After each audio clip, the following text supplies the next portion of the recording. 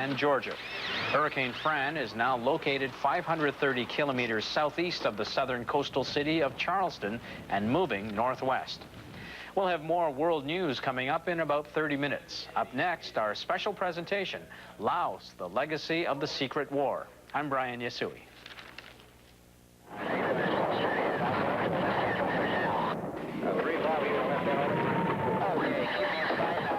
war is not over for a lot of people in this country.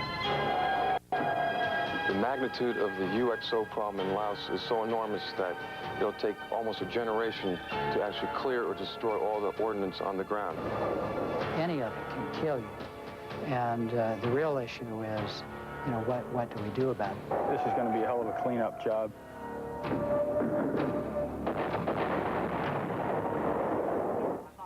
This is the legacy of the war in Laos. More than 2 decades after the last shots were fired, the danger remains. These bombs still litter the landscape. They still kill and maim farmers and children. Rusted and aging, they are now as dangerous as the day they fell from the sky. This part of Laos, along the border with Vietnam, has been off limits to journalists for 20 years. CNN was the first news team allowed to come here, the first to travel along the old Ho Chi Minh Trail and see the bombs. During the war years, this was the superhighway for North Vietnamese troops and equipment headed to battles in the south of Vietnam. In what was called the Secret War, American bombers attempted to cut the supply lines on the Laotian side of the border. More than 2 million tons of bombs were dropped on Laos. Every 8 minutes, the ground rumbled for 9 years, 24 hours a day. The Vietnam War has been over for more than 20 years, but here in eastern Laos, the scars of war are still clearly evident. This large hole here beside me was probably caused by a bomb drop from a B-52. At the bottom of this crater, however, there is a hidden danger, something they here call a bombie. It is about the size of a baseball, but it is a bomb still waiting to go off. This is what a bombie looks like up close.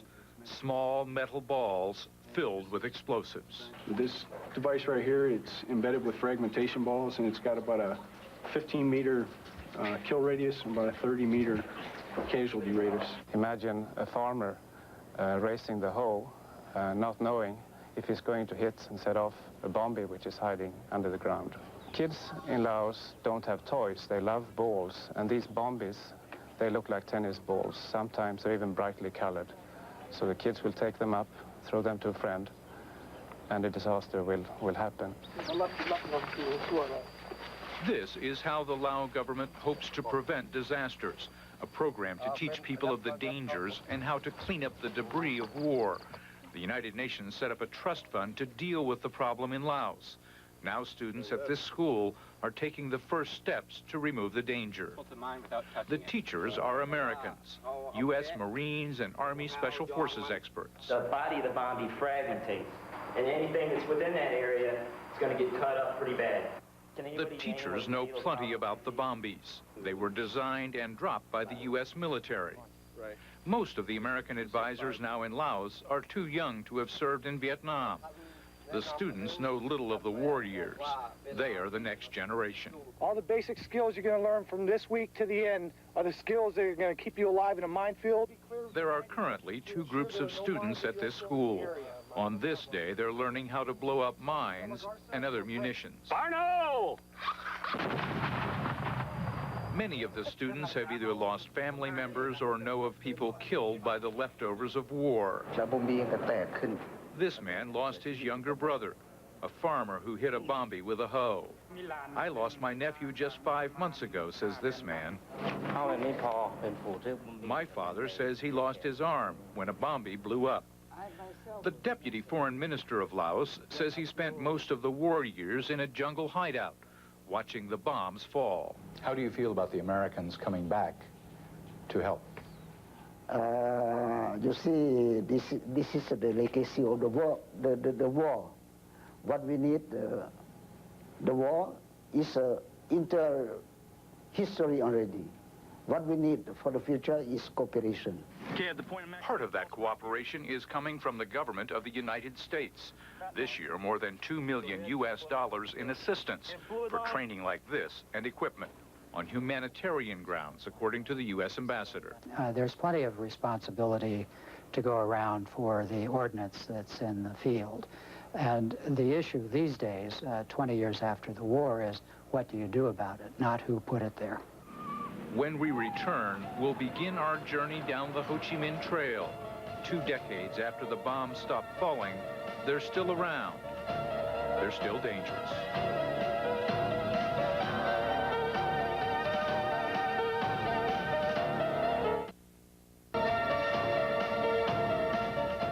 They come in all sizes, shapes, and colors, but the common denominator is they are all designed to kill. These are anti-personnel cluster bombs, or as people here in Laos call them, bombies. After it hits the ground, it can sit there anywhere from 2 hours to a whole day before it detonates. But some of these bombies have waited 20 years to explode.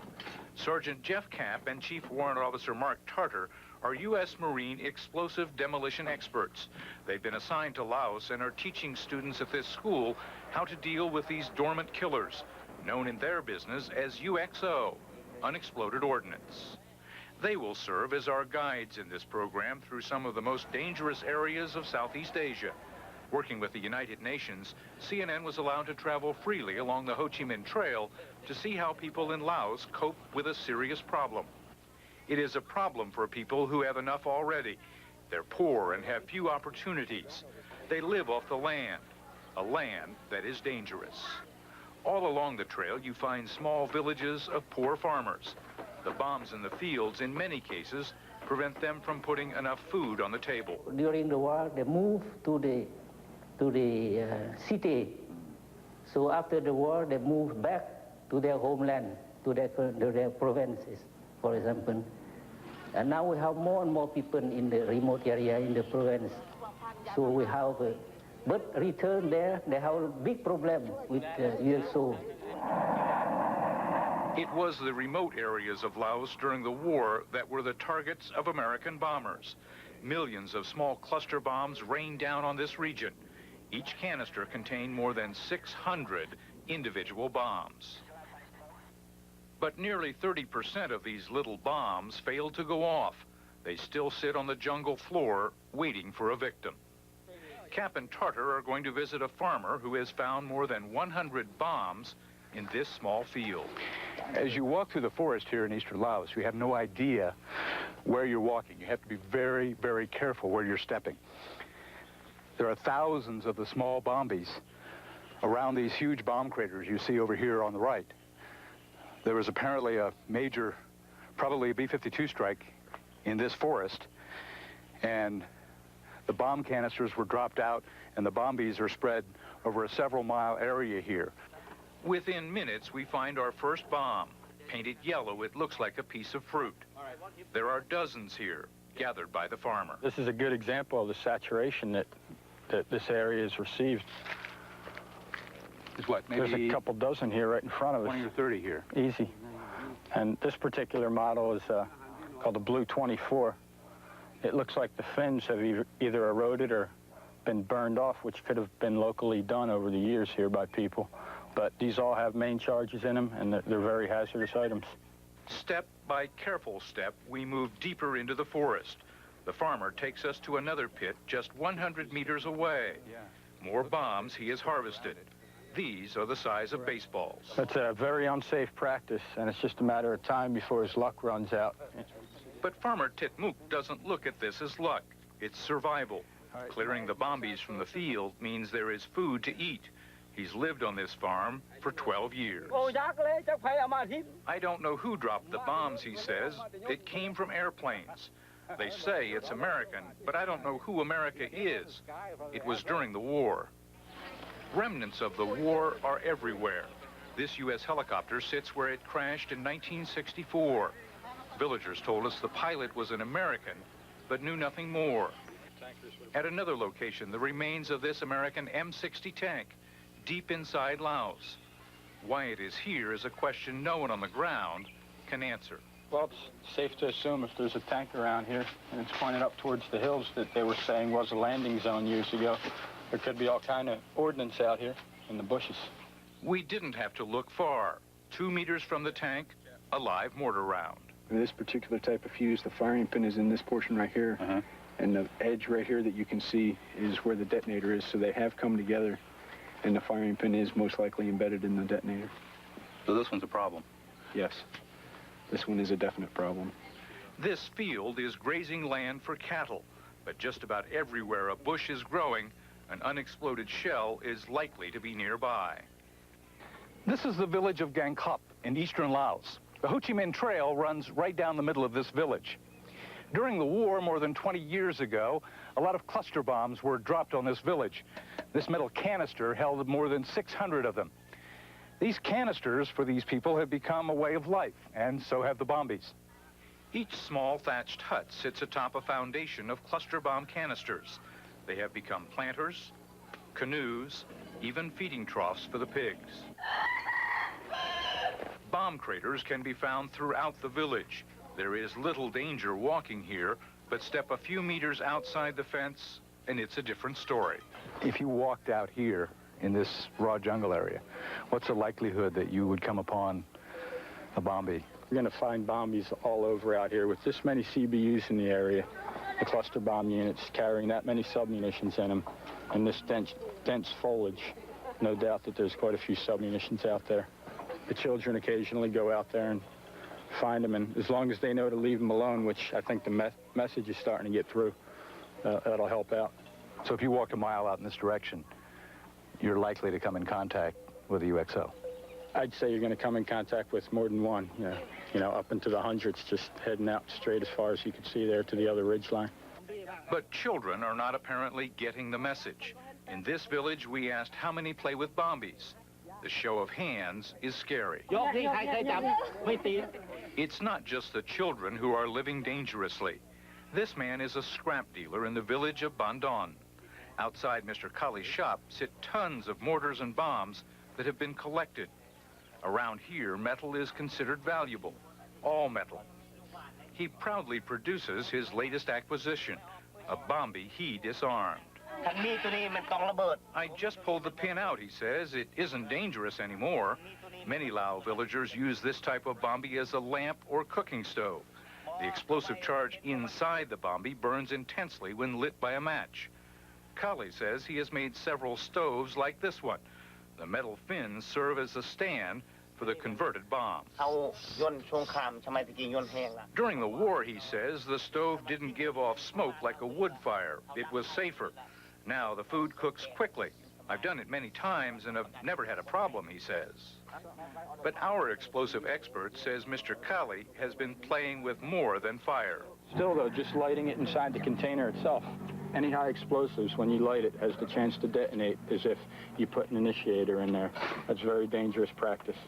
Anytime we burn explosives out, we get back a safe distance as if we planned on detonating it, because there's a very good probability it will detonate. You would think Mr. Kali wouldn't get near a bombie. During the war, one blew off most of his right hand.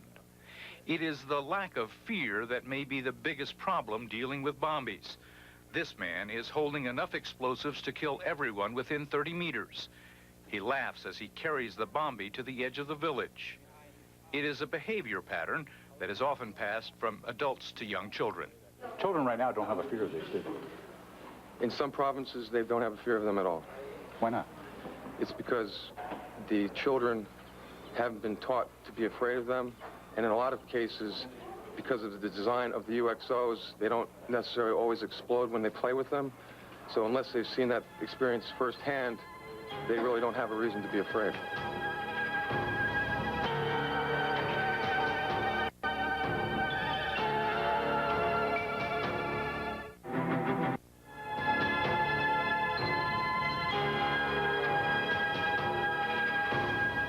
You can't see it, hidden in the bamboo.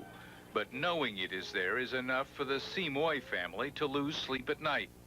Less than 10 meters from the house is this unexploded 750-pound American bomb. So this one's still armed and ready? Yes, it is. This is still a live fuse. It has been sitting here for more than 25 years. The owner of the house built here not knowing the bomb was his closest neighbor. I had already built the house, he says, when I saw the bomb. I couldn't afford another piece of land, so we live with it. Living with a bomb is not easy. The war is long over, but people here, like Simoy, are still suffering. The victim is not the military. The victim are the civilian, the peasant, the school girl and boy. Most of the victims are children. Yes, most of the victims are children. That is why you can see, when you see the children are victim of a bomb, I think you have some impression of pity, you see. That is why I think it is the duty, the conscience of everybody to help us to solve this problem. The problem is gigantic. Nearly half of the land in Laos is contaminated with unexploded ordnance. Few people realize it, but this country was bombed more than Vietnam during the war. The U.S. alone dropped from the air more ordnance on Laos during the period 1963 to 73 than it dropped in Europe during the entire course of World War II. The job of cleaning it up will take decades and cost millions of dollars. The price tag for training and providing equipment for bomb clearance is $8 million a year. The program now underway to remove the bombs will target villages and schools first, for good reason. Recently, there was a schoolyard cleared, and they found 600 bombies in that schoolyard. They found some bombies inside the school, under the earthen floor. That was a disaster waiting to happen. While the UXO teams will soon be fanning out across eastern Laos looking for unexploded ordnance, in some villages they won't have to look too hard. This small pharmacy behind me has 2 bombs sitting at the front door. One a 2,000-pounder, the other 750. They were placed here by the owner of the drugstore. She bought them for $55, but didn't know they might still be armed and dangerous. Just the high explosives in there would level this area all around us easily. And the fragments on a bomb this size could travel well over a mile. So it could kill everybody in the village if it ever goes off. I'd say that's a safe statement to make. It is a danger the village seamstress isn't aware of, or the butcher, or anyone else in the market. People around here have become accustomed to the bombs at the drugstore. The owner of the store knows plenty about the danger. She lost her left leg in 1968 when a bomb hit her village. She was just 18 years old. I want the next generation, she says, the children, to know what war can do. It causes destruction. I lost my leg already. They don't need to suffer like I do. They must ensure that war doesn't come again. But for many here, the danger of war has not diminished a bit. Here in the village of Mong Nong, the level of danger is so high that people abandoned many of their homes. Mortar rounds and artillery shells are still scattered on the ground. These shells have been salvaged for the explosive powder, but nearby another pile of rusted munitions is little more than an accident waiting to happen. A few hundred meters from the center of the hamlet is the reason people moved away from here. The hillside is seeded with 750-pound bombs. Their green paint and yellow markings as bright as the day they were dropped. Yeah, there's enough bombs in this area, though, to level that village had they all detonate. If somebody were to start playing around with them. These need to just be marked and disposed of by the ordnance disposal teams. But the disposal operation is just getting started in Laos. It may take months, if not years, to reach this village. The problems of this village are not unique. You could visit 100 other villages in this area and find the same ordnance dotting the hillside by their homes. It's going to take a long time to clean this up, and it's going to be very expensive. But at least Laos now has a UXO program, and people are going to be able to start returning to their homes and no longer live in fear. I'm Tom Mintier, CNN, Savannakhet Province in eastern Laos.